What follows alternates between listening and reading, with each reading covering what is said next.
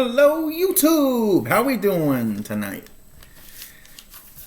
Buckeye Mike coming live to you from an undisclosed location.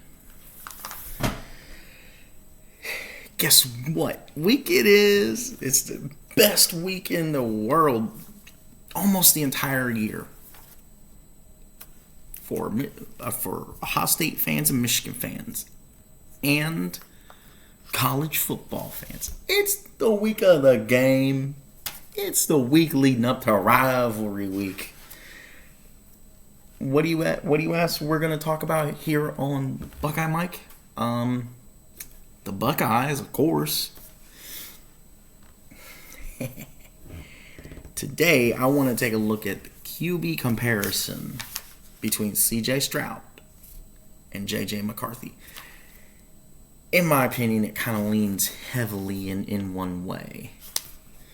But yeah, let's break it down. CJ Stroud has currently 2,991 yards, which is best for the 19th in the country. 35 touchdowns, which is tied for first in the country. 4 interceptions, tied for 18th, with an overall QBR 89.7. That being said, that's best in the country. He owns the best QBR in the country. That being said, comparable to JJ McCarthy, 1,952 yards for the season so far. That's 85th in the country. 14 touchdowns, tied for 66th. 2 interceptions is just tied for 3rd in the country, which is crazy because JJ only has 2 less interceptions than CJ. JJ's overall QBR is 75.2, which is best for 19th in the country.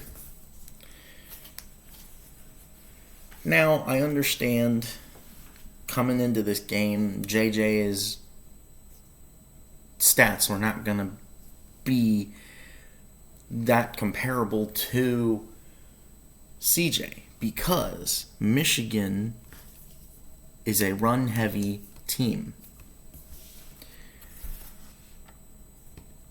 That being said, if you look through the performances of comparable teams between the two, like the common opponents, it favors Ohio State and it favors CJ, in my opinion.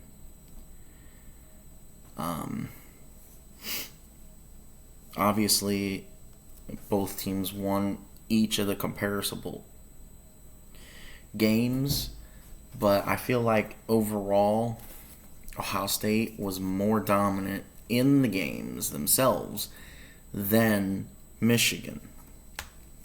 Now, yes, it's led to Michigan being tested, but Ohio State has also been tested early in the season and as late as last week. So, with this being said, I give the complete QB comparison to CJ Stroud. Why?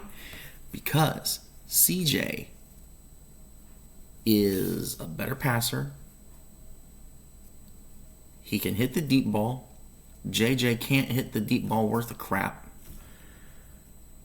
CJ doesn't have to depend on the run, even though that's the one thing that has always irritated me about CJ. You have to run in situations like you've shown us with Northwestern and Michigan State in 2020. CJ, you have to put your body on the line. That's the big difference between CJ and JJ. JJ will run the ball if he has to. 9 times out of 10, they hand it to the running backs, which is why JJ's stats are the way they are. Overall, I think it goes to CJ. I think this position battle goes to Ohio State and CJ Stroud. Now, with that being said, for the rest of this series, I am going to look at this fairly. I'm going to break it down, and I'm going to tell you unbiasedly who I think wins where. So we have that to look forward to. And I'm going to give a play-by-play for the game. And eventually at some point in the day, I'm going to give an instant reaction to the game, no matter what happens. So I hope that you guys are here to check it out.